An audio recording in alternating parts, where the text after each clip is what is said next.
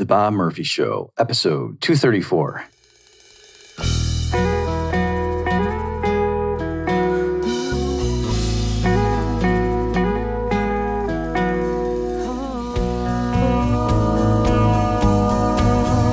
There's a tidal wave coming. What you gonna do? Get ready for another episode of The Bob Murphy Show, the podcast promoting free markets, free minds, and grateful souls. It's your source for commentary and interviews, conducted by a Christian and economist. Now here's your host, Bob Murphy.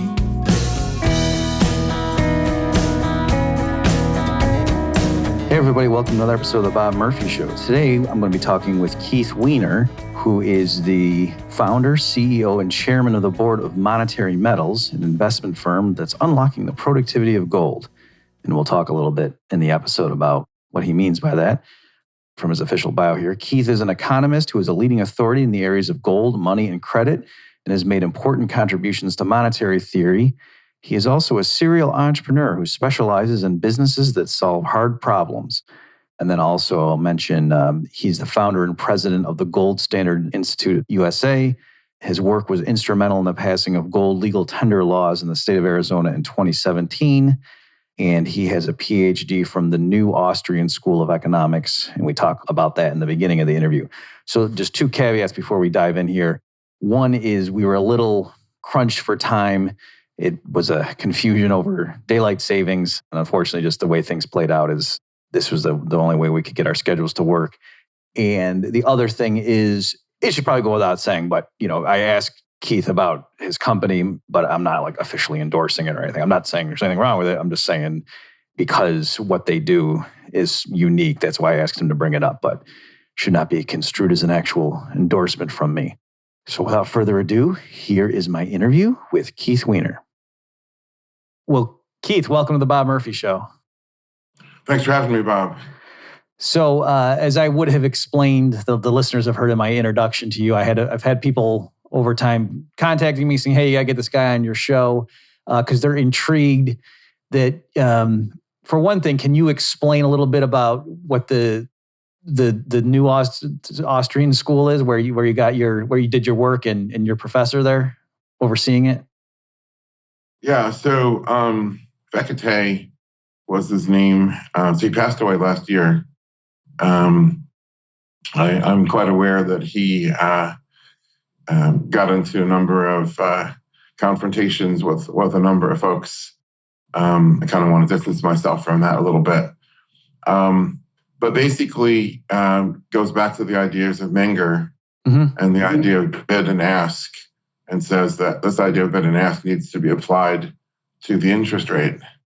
And what do we get if we think of bid and offer in the interest rate market? What's the floor and ceiling on the interest rate, and how do things work?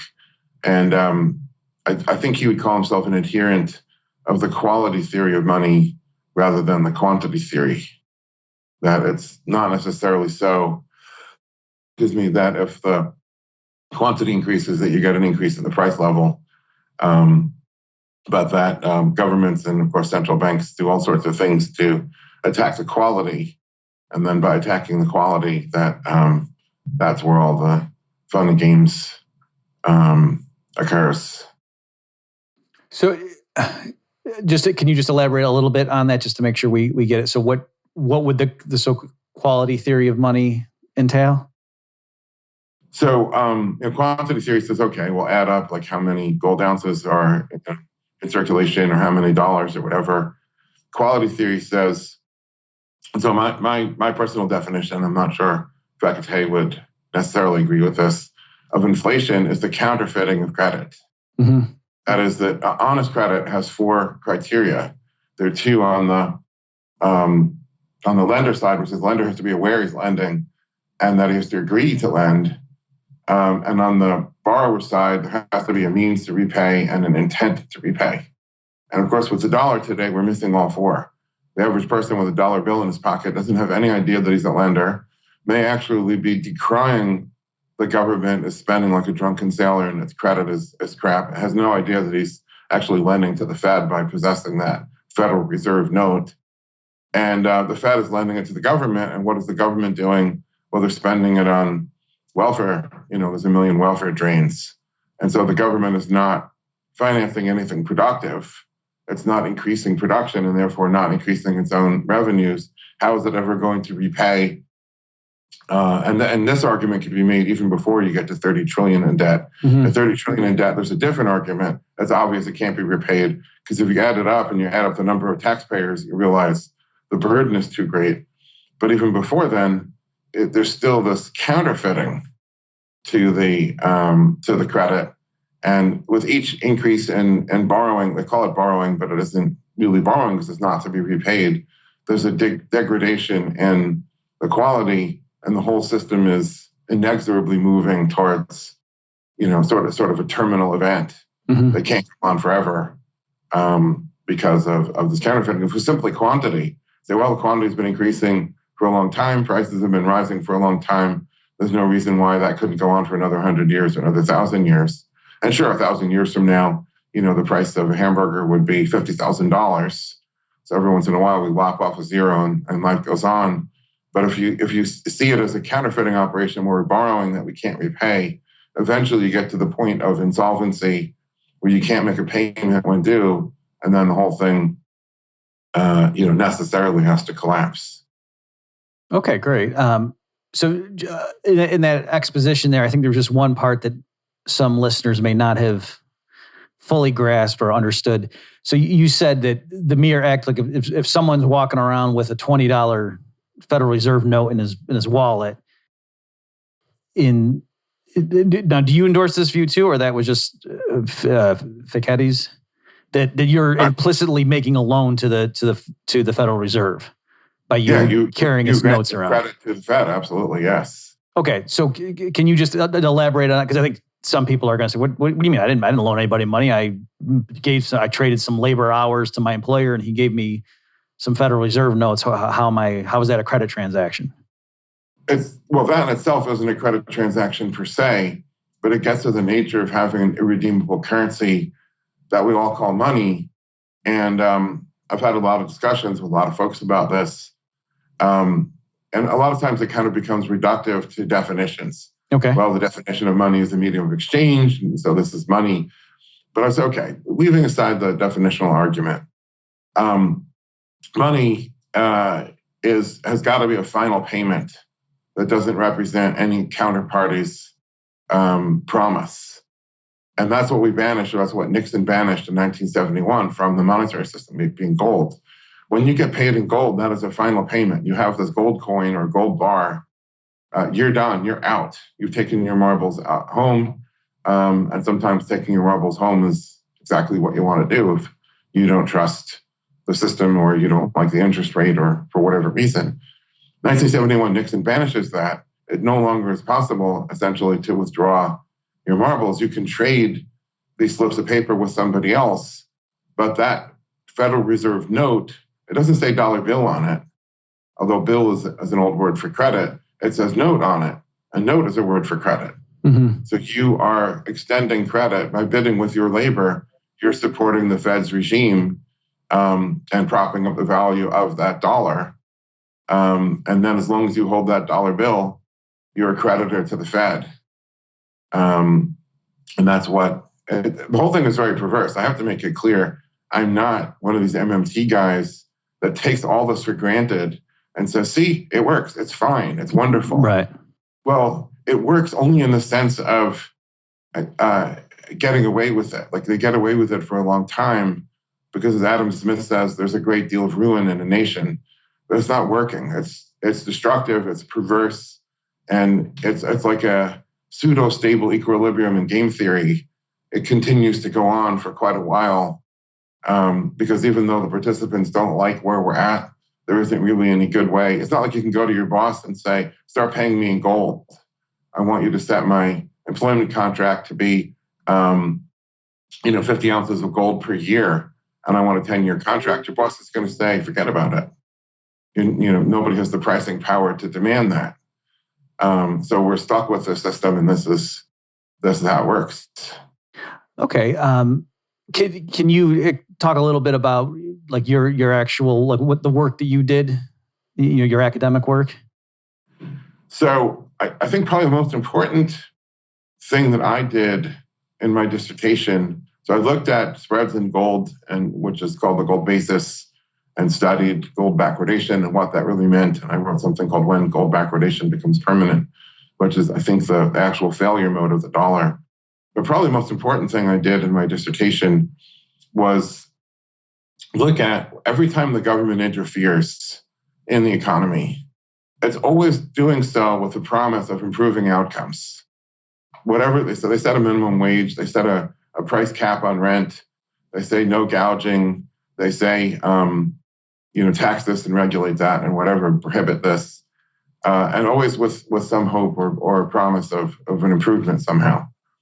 But what I did was I took a look using spreads as this very interesting tool and said, when an economy is working well and entrepreneurs are allowed to do their thing, then you always have, over time, you have an increase in coordination in the economy. And we can see that increase in the form of spreads decreasing. So I use the example of eggs are produced in some farming town 50 miles outside the city. Let's look at the price of eggs in the farming town and look at the price of eggs in the city center. And if you see that they're dirt cheap in the farm town, they're a penny each, or penny a dozen, and then inside the city center, there's $20 for a carton of 12, then there's an incredible discoordination that it should be really easy for somebody to take a car, drive out 50 miles, get a whole trunk full of eggs and come back. Mm-hmm. And that arbitrage, that buying the eggs here where they're cheap and selling the eggs here where they're expensive, should compress that spread, bid up the price of eggs over here, push down the price.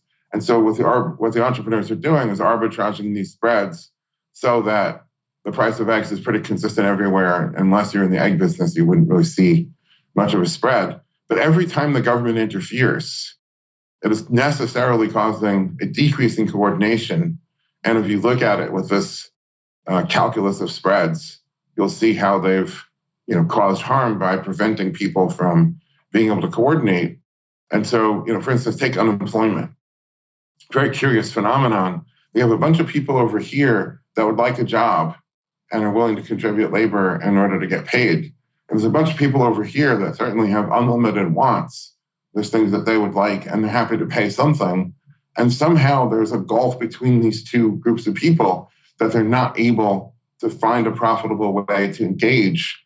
And that something is the government, through some sort of tax, through some sort of regulation, through some sort of labor law, through some sort of green energy restriction, some sort of minimum wage, that's the thing that's keeping them apart. And so what you see is widening spreads in the labor market. You see widening spreads in all sorts of places. And that was, I guess, the essence of what I addressed in my dissertation. And so that concept applies specifically to the gold market? Well, the concept of spread applies. Every market, there's a spread. People think of what's the price of gold. Every live market, there's actually two prices. If you are a seller with urgency, there's a bid price, and that's what you are paid. And if you are a buyer with urgency, there's an offer price, and that's what you must pay. And there's a spread between the two.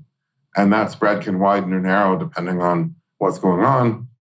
In the gold market, so there's that spread, which is an important one. In the gold market, perhaps the most important spread is the spread between spot and futures. So gold metal is trading at one bid and offer, and then each futures contract. So right now, here we are late March. There's an April contract, which is about to come, get into expiry mode. So people will be trading the June contract.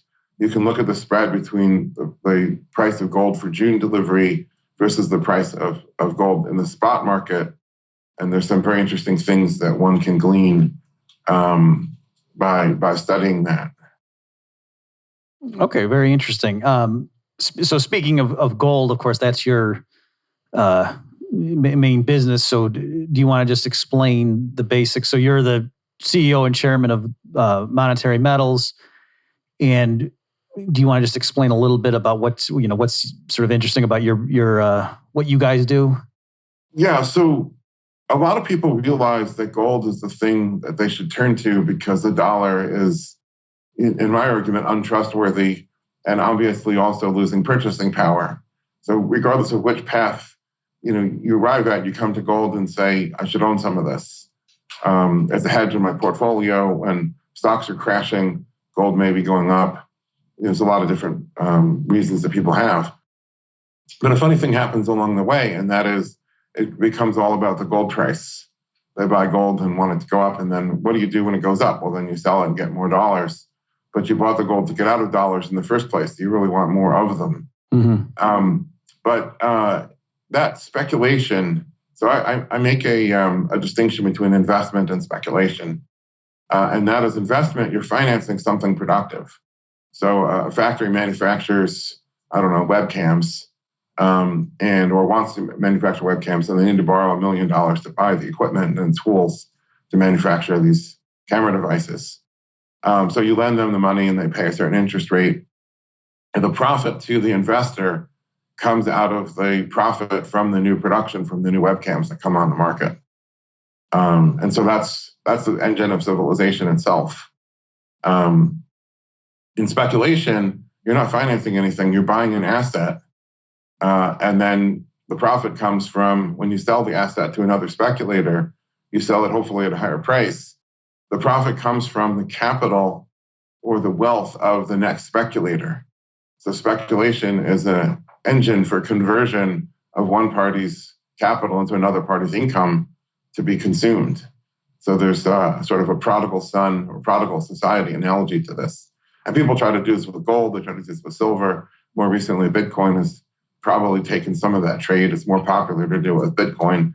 Bitcoin is far better than gold at skyrocketing, also crashing, but certainly skyrocketing. What we're doing is saying, let's use gold to finance something productive. Every jeweler, every refiner, every mint, every bullion dealer, they're high-tech manufacturers. You've ever seen mirrored sunglasses that have a thin layer of gold? These are businesses that use gold in the business, need to finance that. And it makes more sense for them to finance it in gold than in dollars. We gather the gold from investors that own the gold. And instead of them having to pay for storage, which is typically about 0.75% a year, they're getting paid 2 or 3% interest to lease the gold to these companies that are using it for something productive. And so what we're trying to do is bring gold back into circulation as a general medium, and the control valve that governs gold circulation and gold standards, the interest rate. As the interest rate falls, you get less and less circulation, lower and lower velocity. At a zero interest rate, gold cannot circulate. It becomes the dry asset that we've all heard Warren Buffett talk about. Gold is useless. It has no utility. We pay guys to dig it out of the ground. We pay more guys to put it back in the ground, stand around guarding it. It's neither productive nor procreative. He said a lot over the years about it. Gold becomes a dry, unproductive asset at 0% interest. My hypothesis as an economist, and I don't really consider myself to be an academic. I consider myself to be an entrepreneur. My first business was a software company, which I sold in 2008. Now I'm building monetary metals. I consider myself to be an entrepreneur. So I turned my academic hypothesis into a business model hypothesis, and that is the gold will come out for interest. And it turns out to be absolutely true, and it's growing exponentially. Okay, very interesting. So from the people that give you control of their physical gold and then they're earning an interest per return, that's denominated in weights of gold? And weights of gold, that's right. Yeah. Okay. Ironically, dollar and all these other things, obviously pound sterling, these all used to be weights. And the government got a hold of these words and, in some Orwellian twist, dollar now means an irredeemable credit of a central bank. It used to be X number of grains of either silver or gold. How, everything is perverted. So far they haven't perverted ounce or gram. Right. So we're safe at the moment. Yeah, that's something I stress when I explain to people like the history of the gold standard in the U.S. I think I used to think like this as well until I did more research, that oh, so back in the day, the government like pegged the dollar to gold, or and it was like, no, it was more like it defined, like in the same way that a foot equals 12 inches, just to ensure weights and measures so that commerce could have units to put in contracts. That like the dollar, like you say, originally was defined as a certain physical weight of gold or silver. It wasn't like it was a monetary policy. It was more just like, these are the units. I'm smiling and half chuckling because I moderated a debate at Freedom Fest between Warren Coates and Gene Epstein. Should we abolish the Fed and go to a gold standard? And of course, Gene Epstein, yes. Warren Coates, central banker to the central bankers, said no. And Coates was awarded his PhD. I believe Milton Friedman was the chair of his dissertation committee. He's very much mainstream guy. He and I had a long argument on site that continued an email for weeks afterwards, where he thought that going back to 1792, that it was a monetary policy that fixed the price of gold. Could not grasp. I did not possess the words to communicate what you just said in a way that he could hear it. Yeah. We basically disengaged with him still believing that the government had a monetary policy that was a price-fixing policy. And I imagine to this day still that's what he thinks. Right. Well, I think Milton Friedman did contribute to that confusion himself. He had an essay, I think it was in Capitalism and Freedom, but it might have been one of his other books. But yeah, where he was arguing, in favor of freely floating currencies, and saying, hey, we don't want the government to fix the price of coffee. Why would we want them to fix the price of francs or what? This is before the euro. And right. and I remember when I was a teenager, I was like, oh yeah, that makes sense. And then of course I got into Rothbard, who explained that, well, no, if each of the governments is defining their sovereign currencies as a certain weight of gold, let's say, then it kind of pins down. So it's not a price control. It's just more like arbitrage would keep it within those limits. You would be stupid to trade well outside the band of the so-called fixed exchange rate if each government is redeeming its currency in the respective weights of gold. Right. Well, if they were all defined as gold, right, then the whole problem, it's a problem that's an artificial problem that comes as an artifact of a irredeemable currency system, that if we actually had a free market and government wouldn't be the issuer of the currency anyway, it would be private banks, then the problem goes away. You don't have foreign exchange volatility because an ounce of gold is the same anywhere in the world. Yep.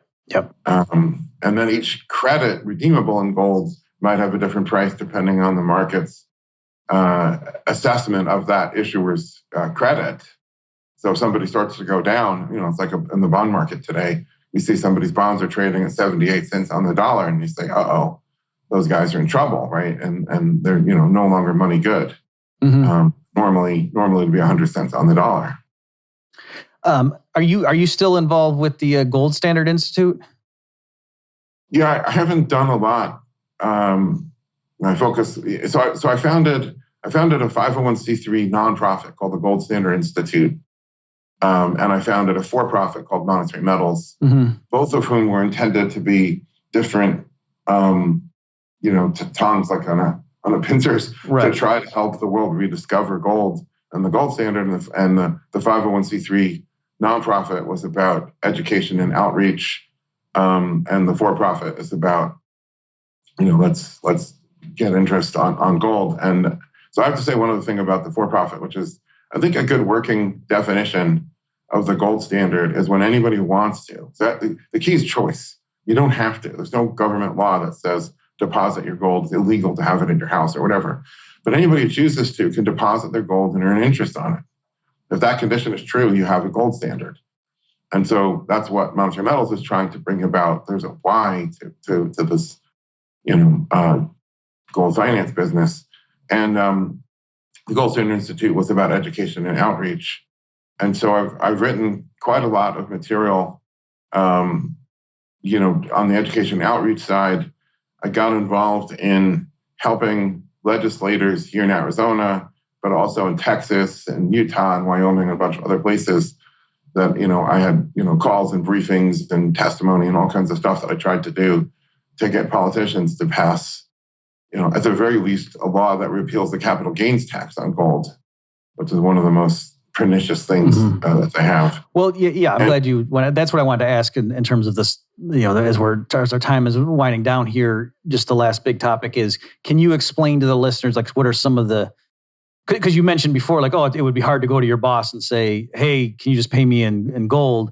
And so some people say, well, why? Like, it's, what's the problem? Like, aren't there a bunch of employers now who, are fans of the Austrian school or whatnot, or could be made to be such? And, what institutional, regulatory, or tax constraints are in place to make it impractical right now for a sudden conversion to using gold? We have to differentiate between, if your salary is in dollars and you want your boss to provide the service of exchanging the fixed amount of dollars, which is your salary, to whatever amount of gold can be purchased at the then current gold price, to essentially your boss going to the coin shop and buying coins for you and handing those over. Mm-hmm. Okay, anybody could do that. That's just a matter of adding, different payment option as a benefit. And if that became popular, I mentioned some coin shops would approach big employers and say, we can help you do this. Versus actually fixing your salary, not as a matter of dollars, but as a matter of ounces. Mm-hmm. And the problem is the price risk. Mm-hmm. I mean, nobody knows what the price of gold is going to be tomorrow. And if it's $3,000, that means your boss has just given you a 50% raise. So you get out of line with the market, and that's a really bad deal for your boss. At some point, if you get too far above market, your boss is going to have a greater pressure to lay you off. And conversely, in the other direction, if the gold price were to drop to $1,200 again, not that I think that's likely, but it could happen. And if it did, you're now working significantly below market. Your boss would have to assume you're going to quit and find another job. So there's so many, it's not even really a legislative problem, but there's so many network effects and other, economic law like this that really don't make it practical for anybody to price long-term contracts of any sort in gold. And that's where there's an enormous amount of work to be done, to move in that direction. But having payroll in gold would not be one of the first things as I would order it. Mm-hmm. Okay. Well, fair enough. And I'm glad you did say, because that's actually my answer too. When some people would, like, I'd give a talk at the Mises Institute and somebody would ask, oh, do they pay you guys in gold?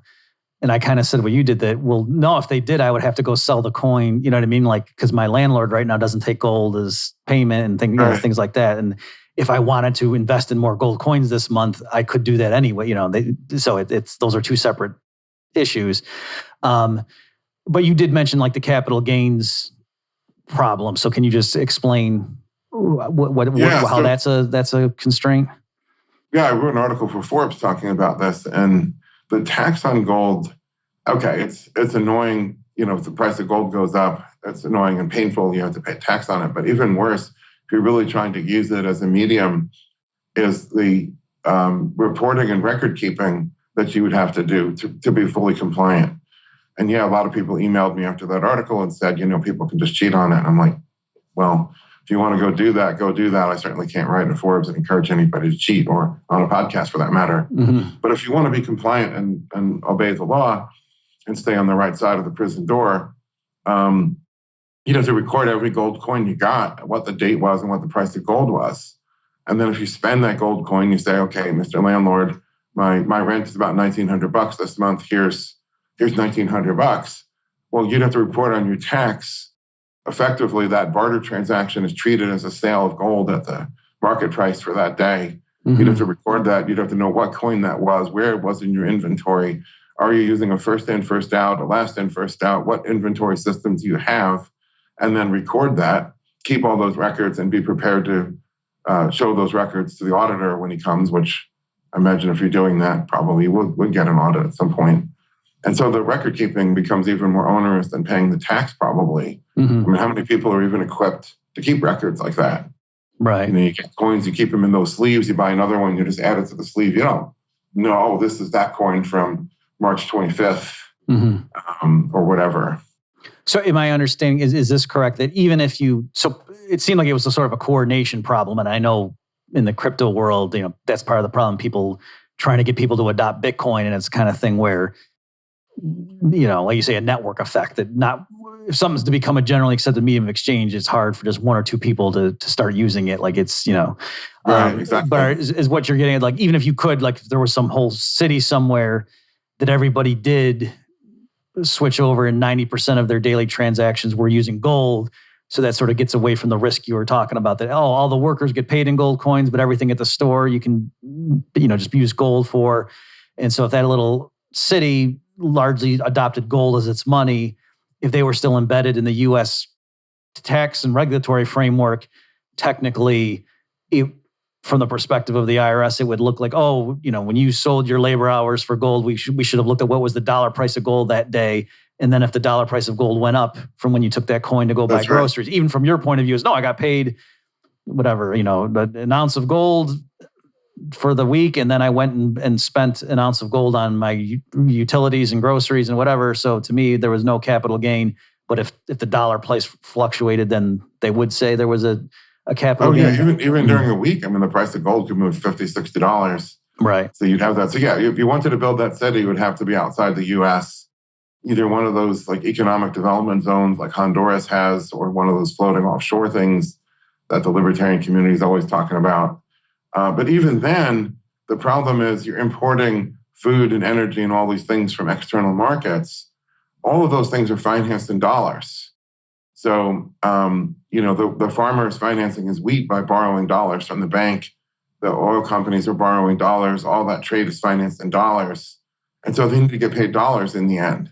So even if you had a whole city where everybody agreed, let's amongst ourselves trade in gold, all the raw materials and all the manufactured goods that you're importing have to be priced in dollars. And so you're back to the network effect is enormous, as not to be underestimated or dismissed with hand waving, as sometimes the Bitcoiners do.